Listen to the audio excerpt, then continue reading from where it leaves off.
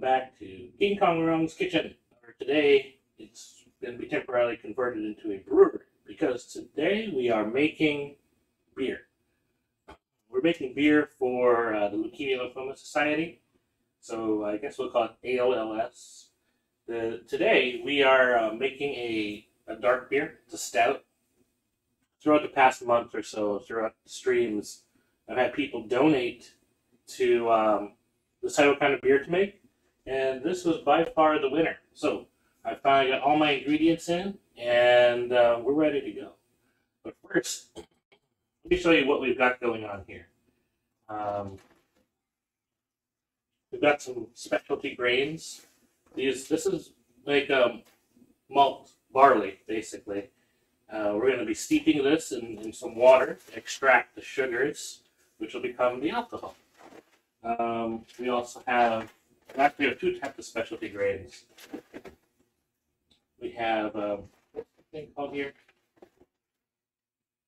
Yeah, it's called Victory Malt and Black Malt. And here we've got caramel malt. So just to give you an idea of the kind of flavors we're looking for.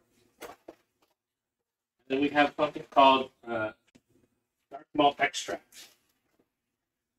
So this is malt from, this has already been processed from the different grains and this turned into like a powder.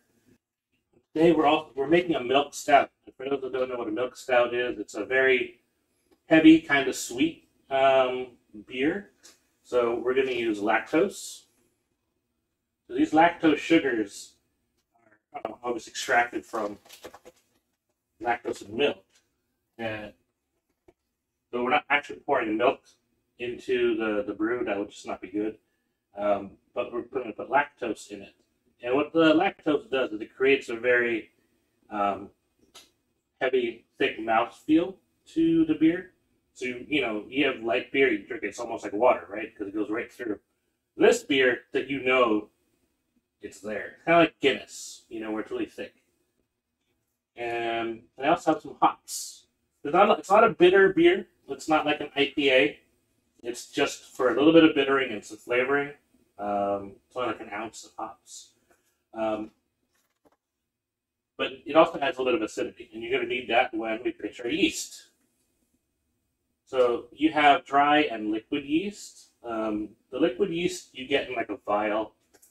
They're a little easier to work. No, actually, no. They're both pretty easy to work with. I mean, some people will put the dry yeast in the starter, like a little bit of liquid. You don't need to do that. You can if you want, and it might give you a little bit of a head start. But today is just going to be like an intro to beer making, so I'll try to make it as educational as possible and make it as simple as possible too. But now, so you've seen the ingredients. Let me show you some of the equipment.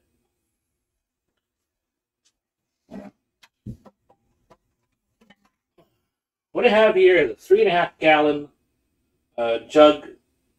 And this is it's right now it's filled with water because it's going to go into my brewing kettle or pot, really. So let's show you that.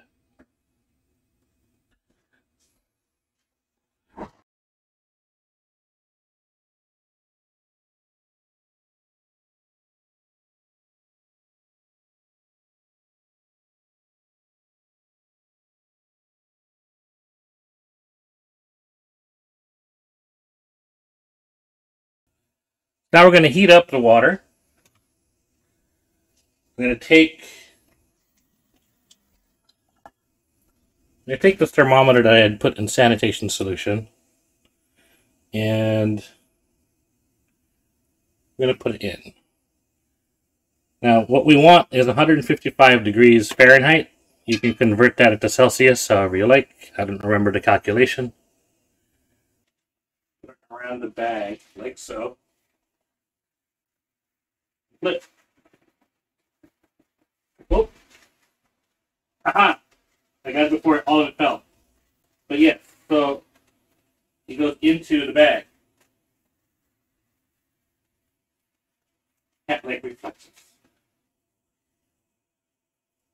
And,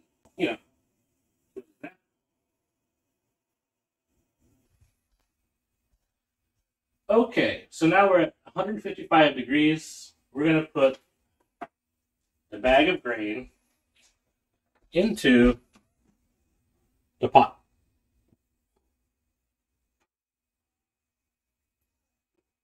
Yep, let it go down to the bottom.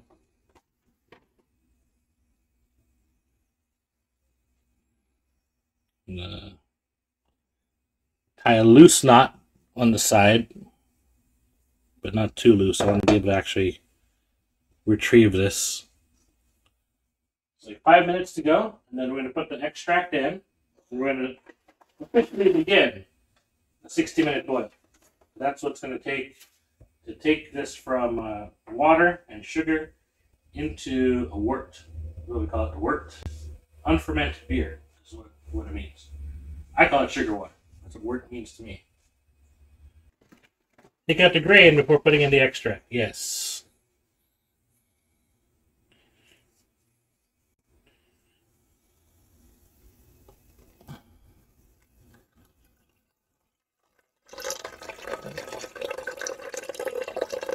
One sweet dark liquid.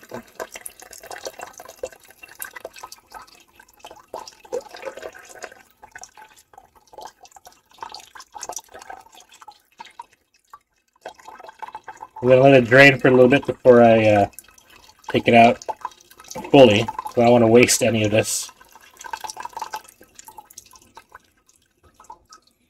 So pardon me if I don't catch you in chat yet. I got to get this out.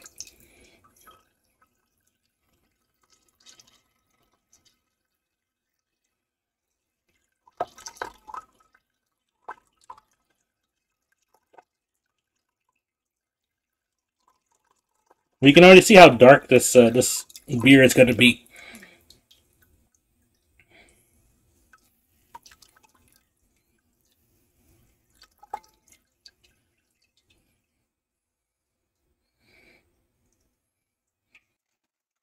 Pour the malt extract in. You can get it in liquid form, or obviously, as I've done, I've got it in dry.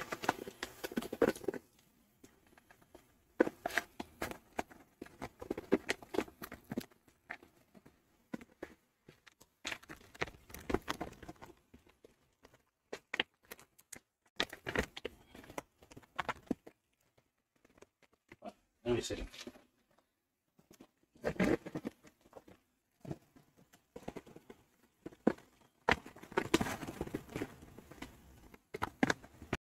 I'm going to stir it.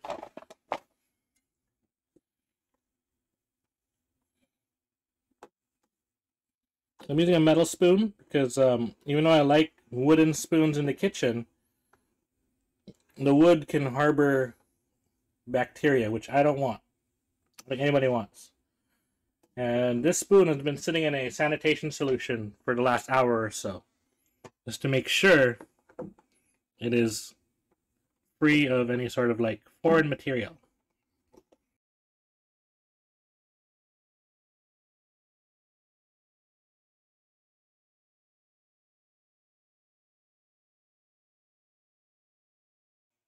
Okay, I think this is ready to go. 60 minutes starts now to 123. The first thing that comes in, hops.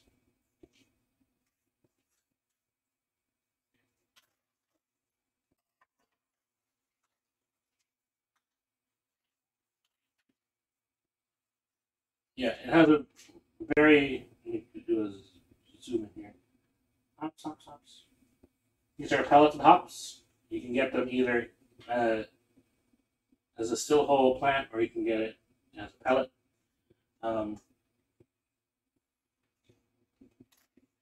Depending on how you want to do it. But today, you can just put this directly into the brewing liquid.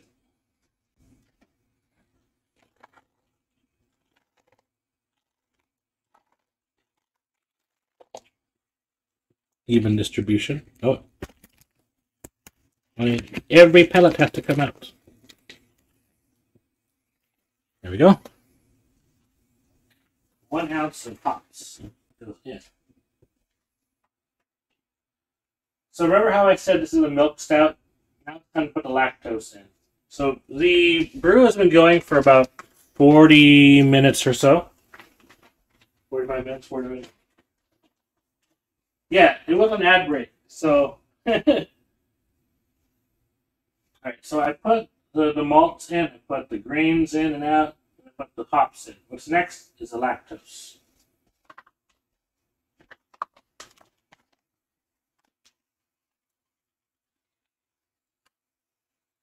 This is lactose sugars.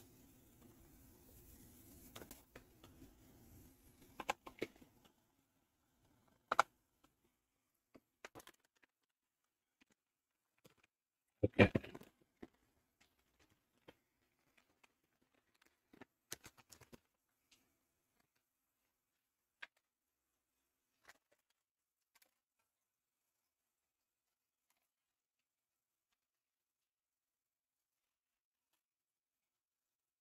So I put the lactose in. And give it a stir.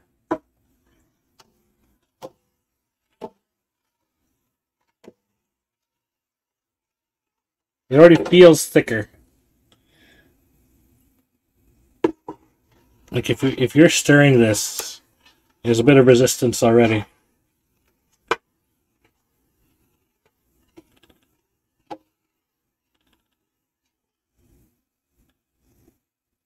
Yeah, let's take a look. See the dark? So this will probably be the end color of the beer. That kind of darkness. But I don't know if you can see. There's a little bit of layering too, because there's some dark malt, and then you have some of the extract that's still there.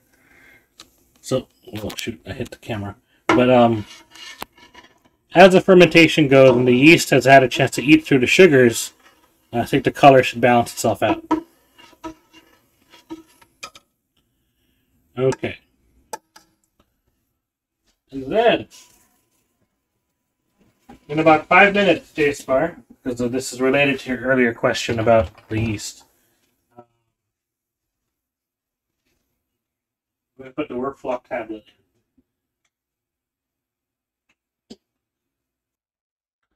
Okay. So, 5 minutes has elapsed. You want to put the Whirlfloc tablet in the last 15 minutes. I put it in the last 10 minutes of the brew. And again, that will help with preventing sedimentation from flowing into the fermenter and thus making it clear. So I want a clear liquid in the final product. Again, some beers don't require that, but for this style, it does. So I'm gonna stir the Whirlfloc in. There we go.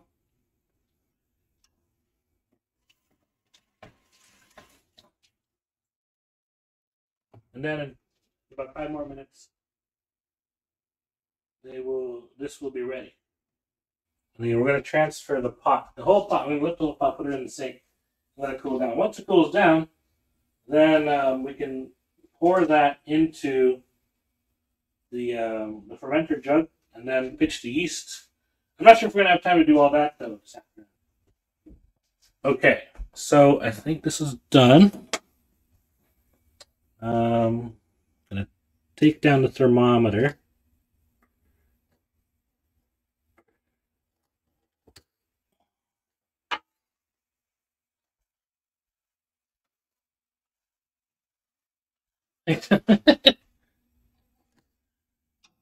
Rich is a corrupt mod. Alright,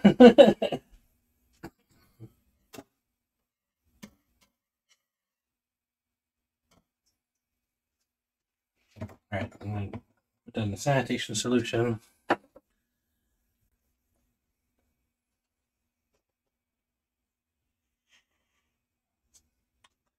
Then, alright, we're going to take this out.